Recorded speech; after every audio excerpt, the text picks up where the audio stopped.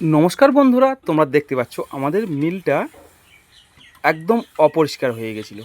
তো দেখতে দেখতে প্রায় এক সপ্তাহ কষ গোবর দেওয়া হয়নি, কন্টিনিউ কাজ চলছে। তো যার জন্য আজকে তোমার দিদিভাই দেখো কত সুন্দরভাবে পরিষ্কার করে মিলটাকে গোবর কষ মাটি দেওয়া হচ্ছে। কারণ এই মিলটাকে সম্পূর্ণ একদম পরিষ্কার করে না রাখলে কোনো ঘর্তি চাল আসবে না। কারণ পরিষ্কার পরিচ্ছন্ন মানুষের কাছে সব কিছুই। যাই হোক বন্ধুরা, তোমাদের কাছে আজকের একটা সুন্দর একটা শর্ট ভিডিও নিয়ে আসতে চলেছি। তো তোমরা সাথে থাকো, সঙ্গে থাকো।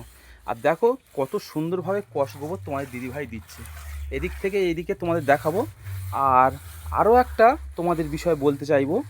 তো এদিকে এই দেখো জ্বালানি কাঠ, এদিকে তো জ্বালানি কাঠের বিষয়ে বলতে চাইবো।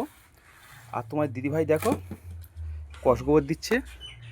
আর চলো, আর এদিকে ঘর্তি চালও আমাদের এসেছে। আজকের শনিবার কিন্তু আমরা কাজ করিনি, কারণ আমাদের অনেক কাজ ছিল বলে যে এই মিল পরিষ্কার করা। বা ওদিকে তোমাদের যে বিষয়টা নিয়ে দেখাবো, চলো বন্ধুরা দেখা যাক কী বিষয় নিয়ে।